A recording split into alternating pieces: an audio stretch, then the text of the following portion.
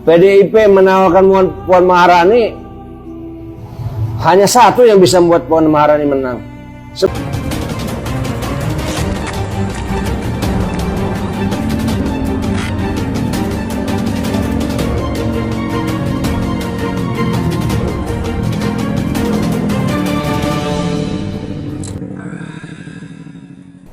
Assalamualaikum warahmatullahi wabarakatuh. Berjumpa dengan saya Laman Haris di acara Sandasan Usik pemirsa. Hari Indonesia sedang dihebohkan oleh isu ditetapkannya Gubernur Papua Lukas NMB sebagai tersangka, dan bahkan dalam proses pemeriksaan dan proses penyelidikan dan lain sebagainya mengalami hambatan sehingga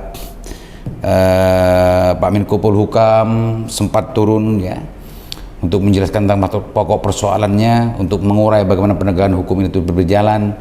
Dan awalnya informasi yang kita dapatkan dari berbagai sumber informasi, dari TV dan yang lain-lain, dan di medsos, bahwa rumah dari Gubernur Pak Lukas ini dikepung oleh masyarakat untuk mempertahankan agar jangan sampai KPK melakukan penangkapan dan pemeriksaan terhadap Pak Gubernur.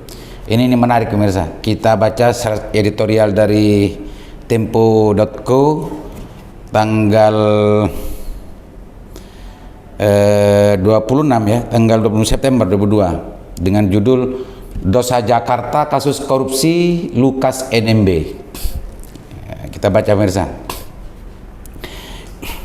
Kasus korupsi Gubernur Papua Lukas NMB adalah buah kekacauan cara pandang pemerintah pusat terhadap Papua. Jakarta selalu ingin mengendalikan provinsi tersebut dengan mencari pemimpin lokal yang bisa dikontrol. Hasilnya, kepala daerah terpilih bukan hanya tak kompeten, tapi juga korup dan tamak. Lukas sejauh ini diduga menerima gratifikasi sebesar Rp 1 miliar. Namun, Pusat Pelaporan dan Analisis Transaksi Keuangan menemukan aktivitas tak wajar di rekening Lukas dengan nilai yang jauh lebih besar. Duit lebih dari setengah triliun rupiah diduga mengalir ke rumah judi dan dipakai membeli barang-barang mewah. Transaksi jumbo itu tak sesuai dengan profil kekayaan Lukas yang hanya Rp 33,7 miliar. Ini pemirsa. Di Papua tak hanya Lukas yang terseret perkara rasuah. Komisi Pemberantasan Korupsi juga menetapkan Bupati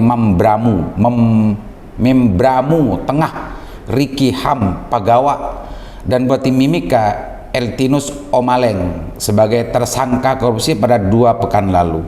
Sebelumnya Bupati Membramu Raya Dorinus Dasinapa menjadi tersangka penyalahgunaan dana COVID-19, serta Bupati Biak Numfor Yesaya Sombuk digulung KPK soal suap di Kementerian Desa. Ternyata bupati-bupatinya banyak yang sudah kena pemirsa di Papua ini. Kombinasi kepala daerah dan birokrasi yang korup serta pendekatan kekerasan untuk mengontrol Papua merupakan salah satu penyebab wilayah di timur Indonesia ini masih sengsara. Pada 2017, Komisi Pemberantasan Korupsi membuat survei untuk mengukur integritas 6 lembaga dan 30 pemerintah daerah. Hasil survei menunjukkan pemerintah Papua menduduki ranking 30 dengan indeks integritas 52,91 dari skala 100. Kita lanjut pemirsa, ini menarik editorial Tempo ini. Korupsi merajalela bukan saja akibat kualitas dan integritas pegawai daerah yang buruk. Minimnya transparansi dalam pemerintahan daerah di Papua turut memperburuk keadaan. Padahal Jakarta sudah mengucurkan dana otonomi khusus ke Papua dan Papua Barat sebesar Rp 86,4 triliun sepanjang 2019. Dana otonomi khusus itu gagal membantu Papua mengejar ketertinggalan dari provinsi lain. Indeks pembangunan manusia Papua konsisten berada di urutan paling buncit dari 34 provinsi di Indonesia dalam 3 tahun terakhir. Anehnya, berdasarkan kajian mutakhir Badan Pemeriksa Keuangan, dana otonomi khusus dicarikan setiap tahun. Kendati ada penyimpangan, tak hanya pengawasan oleh pemerintah pusat yang kendor, peran masyarakat sipil untuk mengawasi akuntabilitas pemerintah daerahnya pun nyaris tidak ada. Papua ini memang unik ya. Informasinya kita tidak pernah ke Papua. Tanpa kontrolnya ketat dan otonomi khusus hanya akan disalahgunakan elit yang korup di Papua untuk kepentingan politik atau pribadi. Dengan kata lain, manajemen anggaran yang serampangan hanya akan memperkaya para politikus busuk itu.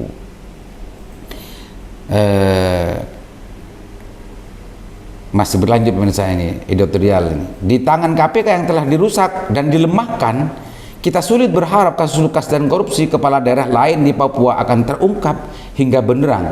Dalam kasus korupsi Lukas saja masih banyak hal yang belum terjawab. KPK belum mengungkap modus operandi politikus Partai Demokrat tersebut. Komisi juga kerepotan memeriksa Lukas di Papua, tapi komisi sudah menetapkan status tersangka tanpa adanya keterangan dari Lukas. Ini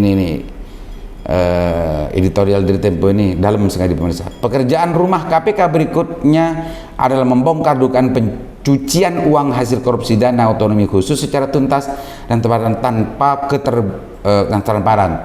keterbukaan. Pengusutan Lukas NMB dan kawan-kawan akan mudah dituduh politis. Ini pemirsa, editorial Tempo sangat luar biasa. Sebagaimana yang kita saksikan, kita baca berita-berita tentang masalah Pak Lukas ini menyita perhatian publik Indonesia. Bahkan viralnya masih viral Sambo. Tapi beberapa hari ini rating tentang masalah isu Lukas NMB ini sangat luar biasa.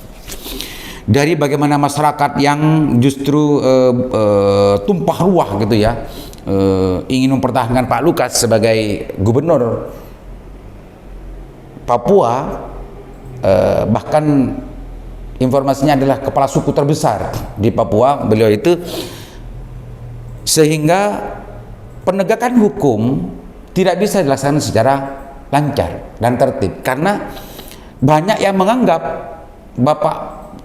Pak Gubernur Pak Lukas ini justru dikriminalisasi. Bahkan isu dan juga apa yang disampaikan ketua DPRD-nya,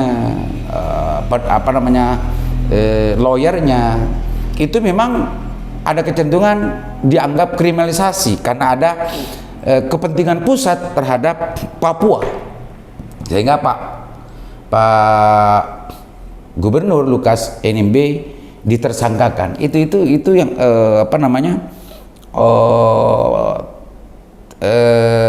isu yang digelindingkan oleh pihak dari Pak Lukas seperti itu. Pemirsa, ramai di TikTok, di media dan lain sebagainya. Pengacara Pak Lukas NMB itu sempat membuka fotonya Pak Tito, menyeret-nyeret Pak Tito, Mendagri dan lain sebagainya, untuk menegaskan dan menarik bahwa pentersangkaan Pak Lukas NMB itu betul-betul terkriminalisasi dan ada kepentingan pusat, bukan ansih penegakan hukum. Itu kesan yang saya tangkap gitu ya, kesan yang saya tangkap. Maka banyak sekali masyarakat Papua karena ada isu dan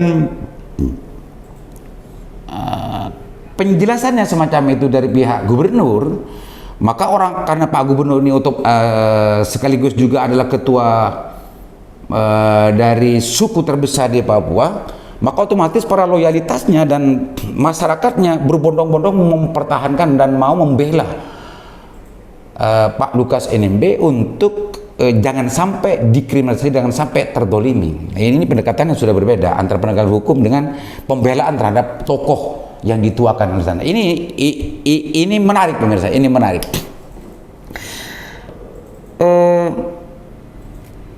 Pemimpin karismatik, pemimpin yang kuat, bukan steril dari penyalahgunaan kekuasaannya. Pemimpin yang kuat, pemimpin yang karismatik tidak steril dari penyalahgunaan dan penggarongan hak-hak publik. Meskipun di saat yang sama publik sangat percaya dan meyakini bahwa pemimpin yang karismatik dan pemimpin yang kuat itu adalah bekerja seutuhnya untuk kepentingan rakyat dan publiknya. Di sisi yang lain, pemimpin yang kuat tidak steril juga, memang untuk bekerja untuk sebesar-besarnya untuk rakyatnya. Ada juga yang seperti itu. Maka kedua potensi ini sebetulnya ada pada Pak Lukas, ada Pak Lukas NMB.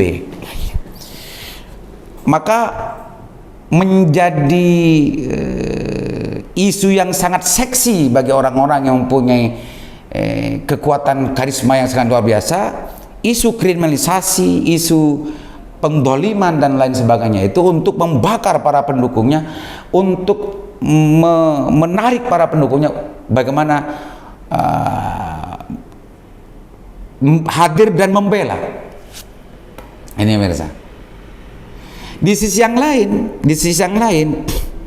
ini berbeda. Ini dalam konstruksi sosial, yang lain dalam konstruksi hukum. Justru banyak sekali pemimpin-pemimpin karismatik dan pemimpin-pemimpin yang otoriter itu yang justru menyalahgunakan kewenangan dan tugas pokok fungsinya, korupsi dan lain-lain. Banyak juga loh. Banyak juga, sehingga dalam konteks ini benar apa yang dilakukan oleh KPK, benar apa yang dilakukan oleh Pak Mahfud, agar penyalahgunaan penggarungan uang-uang rakyat itu dihentikan dan diproses. Jadi dari dua ini juga sama-sama mempunyai alasan tersendiri. Ini sudah masuk ke dalam sebuah logika politik. Coba perhatikan komentar dari salah satu aktivis Partai Demokrat berikut ini. Arah ke sana memanfaatkan aparat hukum sangat mungkin bisa terjadi. Dan ini nggak pernah kita lakukan di zaman PSB. PSB memang yang tahap kedua 2 calon, tapi memang nggak ada yang berani. Bahkan Demokrat pun nggak berani mencalonkan diri karena kalah. Dahlan Iskan mau ngelawan Pak Jokowi waktu itu kalah. Kalau sekarang misalkan yang disiapkan Puan Maharani, nggak kan semua orang berani ngelawan Puan Maharani. Tapi kalau ditangkap-tangkapin pimpinan partainya diancam, nah itu yang nggak boleh. Itu yang nggak boleh. Jadi sebenarnya kalau PDIP menawarkan Puan Maharani, semuanya orang yang oh iya. Kalau PDIP menawarkan Puan Maharani, hanya satu yang bisa membuat Puan Maharani menang. Semua ditangkepin aja. gitu kan. Iya itu kan. Nih saya silakan aja mau dimuat lah. SBY bukan orang sembarangan. Informasinya, kualitasnya dia cek satu persatu. Dia sudah ketemu dengan seluruh pimpinan partai kecuali PDIP. Semua mengeluh. Dia sudah mendengar langsung skenario dua pasar. Lalu dia melakukan pengecekan pada orang yang mendengar langsung dari mulutnya Pak Presiden. Pak Presiden hanya mau 2 calon. Kenapa 2 calon Pak Presiden?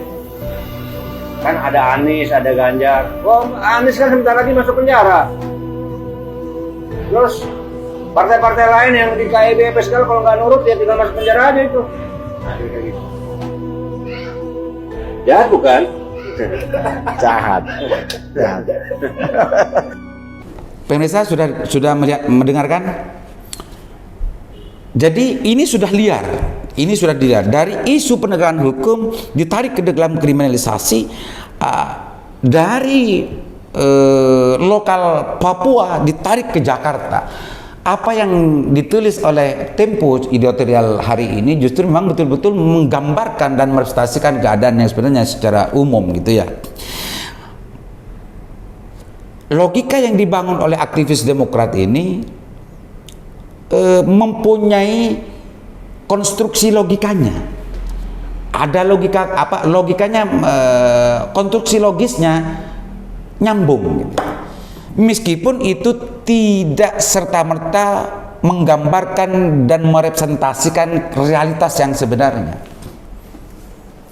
Di sisi yang lain, apa yang dilakukan oleh KPK yang sempat dijelaskan oleh pengacaranya Pak Lukas NMB di salah satu stasiun TV mempunyai logika sosial yang masuk akal ketika diseret bahwa ini adalah kepentingan kepentingan Jakarta, kepentingan politik, diawali dengan nama Pak Tito yang diseret, dikaitkan dengan siapa yang ada di KPK, Pak Firly adalah polisi dan yang lain-lain. Itu semakin sempurna logika-logika penggiringan bahwa kelompok ini justru menyimpulkan bahwa apa yang dialami oleh Pak Lukas NMB adalah bagian dari sebuah kriminalisasi besar oleh penguasa. Tapi di sisi yang lain, lebih banyak potensial betul gitu ya. Pemimpin karismatik, pemimpin kuat itu menyalahgunakan wewenangnya. Korupsi besar-besaran itu lebih banyak dilakukan oleh para pemimpin-pemimpin yang karismatik, pemimpin-pemimpin yang kuat. Itu karena mereka merasa bisa segalanya. Kalau melihat dari perspektif ini, maka apa yang diendus oleh KPK, apa yang diendus oleh Pak Menko Polhukam, apa yang diendus oleh aparat-aparat penegak hukum yang lainnya, apalagi di editorial tadi itu para bupati di Papua itu ada beberapa bupati yang sudah ditersangkakan, bahkan sudah mengikuti proses penegakan hukumnya.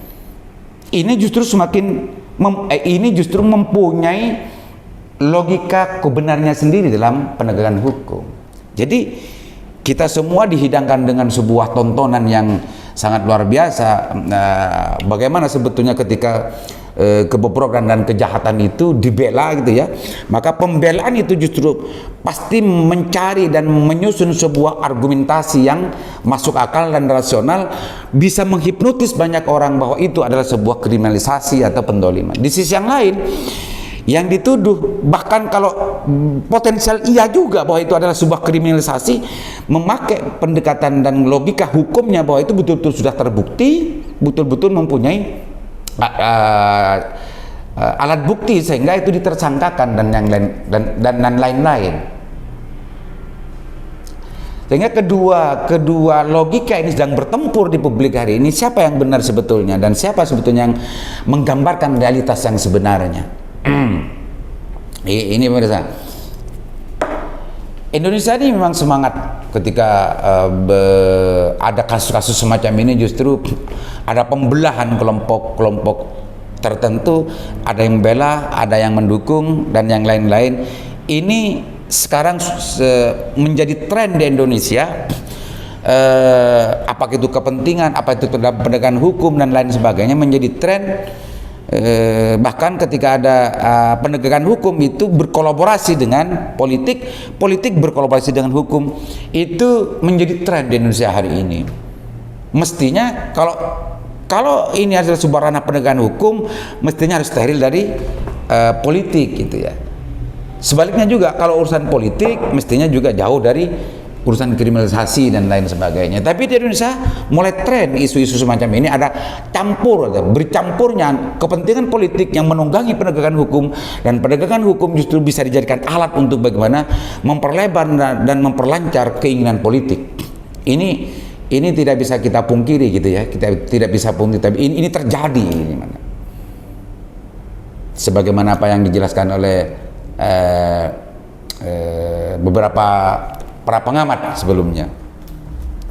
Pemirsa Usik, kita saksikan saja bagaimana ending dari cerita Pak Lukas NMB ini dalam menghadapi proses penegakan hukum. Informasinya hari ini dari pengacaranya minta izin kepada Presiden untuk berobat ke luar negeri, dan posisi hari ini Pak Lukas NMB sedang sakit katanya. Mungkin karena menghadapi tekanan dan isu yang sangat luar biasa bahwa Indonesia membahas tentang masalah beliaunya sendiri, mungkin itu akibat dari semua itu sehingga Pak Lukas NMB sakit menurut apa yang dijelaskan oleh pengacara dan tim hukumnya. Dan itu pun belum tentu benar gitu ya, belum tentu benar. Bisa betul-betul sakit, bisa betul-betul tidak sakit, tapi dikatakan sakit. Karena hari ini tuh untuk mempercayai kebenaran itu harus betul-betul teliti dan cek and recheck. Karena kebenaran yang disampaikan sama gaya dan sama ngotot serta metetengnya dengan kesalahan yang dijelaskan, dengan pembenaran yang dijelaskan meskipun itu salah. Apalagi dunia politik itu, pemirsa. Assalamualaikum warahmatullahi wabarakatuh.